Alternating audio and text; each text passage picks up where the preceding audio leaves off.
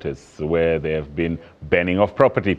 The party's Provincial General Secretary made the comments on the sidelines of the launch of the election program to support the ANC in Boksburg. Well, let me say that as MEC of Infrastructure, I'm very much happy that as the provincial government, we have put systems and technology in place to improve the delivery of infrastructure. Just last week, we launched a state-of-the-art infrastructure house, which we call Lutzinger Infrastructure House. It intends to improve the rollout of infrastructure to communities.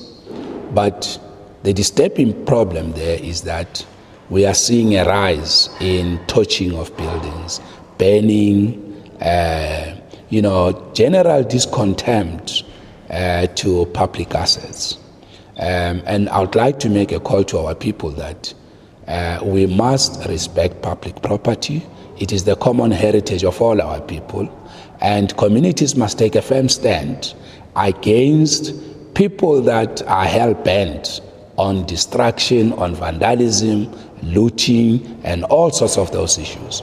Now, I must also say, I'm very much pleased that the SABC already has taken a stand that it will not, cover protests where destruction of property is involved.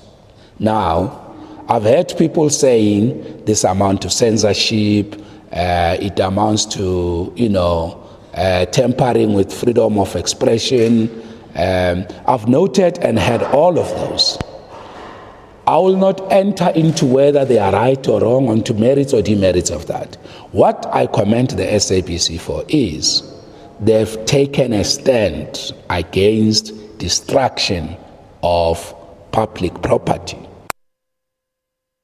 Now, our reporter Tumaole Mhlaudi has just returned from that story in Boksburg in the East Rand, and he now joins us in the studio.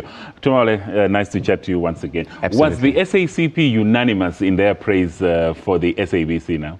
I think widely unanimous. When, as you heard Jacob Mamabolo there, just reflecting some of the statements that he made from the podium as he was addressing SACP members who have gathered there. When he made that particular point, I think members then quietly, some of them, nodding, and you could hear ums and ahs coming from the delegates that were gathered there out in the East Rand. But I think the SACP, as always, just looking at this matter in an analytical fashion, as you can expect from the SA Communist Party, saying, let's look at the content of the matter as to exactly what was being meant by this so-called block or blackout of a violent service delivery protest. And in effect, he was emphasizing the point that service delivery protests aren't going to be barred on air. It's just that when they turn violent, a directive has been taken not to show the violence, because this perpetuates, I think, in the thinking of the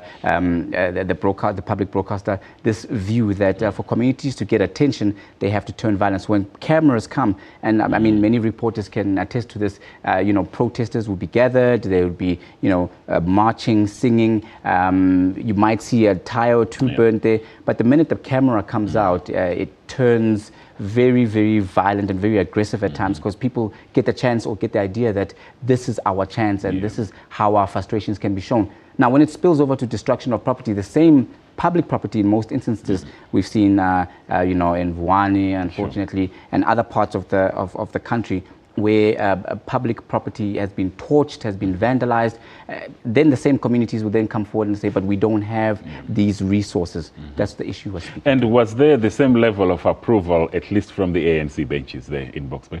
Well, we did speak to the ANC previously, and they basically did also laud this particular decision. And you would know that, of course, a lot of SACP members also, do dual roles. They wear two hats, as is referred to in politics, where they are both ANC members and SACP members. And generally, the people that we spoke to out there were saying this is very, very progressive thinking on behalf of the broadcaster. Again, looking at it in an analytical fashion, because there's been a lot of criticism. This decision has raised a lot of controversy, with critics saying that this amounts to censorship.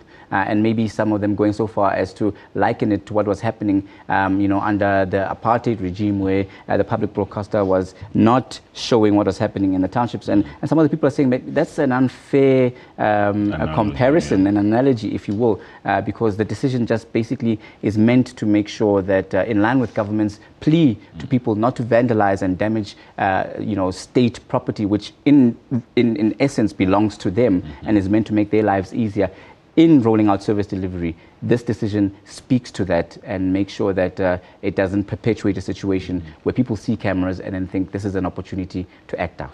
And what other issues came out, substantive issues from this election program in Boksburg? Well, one of the major issues is that the SACP certainly gathered out in Boksburg, the Gauteng chapter, saying that it will support the ANC in the upcoming local government elections. We have seen in the past there have been some disagreements within the tripartite alliance, the broader alliance, on issues of economy, on issues of policy. However, the SACP coming out and saying, look, the only way we can achieve this issue of rollout of services, transformation and transferring of economic power is if members of the SACP go out and help the ANC canvass support. You know that Gauteng is going to be one of the provinces that is going to be hotly contested, and the SACP saying that if SACP members go to the ground and let people know exactly what the programs of the ANC are, then it will actually make sure that the ANC wins the victory, which is what they're calling for. They're calling for members to ensure the ANC gains a foothold in Joburg, a stronger foothold,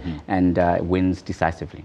Well, we still have tomorrow about 2 months to go to the August 3rd provincial local government elections, and I'm sure we'll be talking about these things in greater detail in the future. But thanks for your time. That was our reporter there, Tumaole Mhlaudi.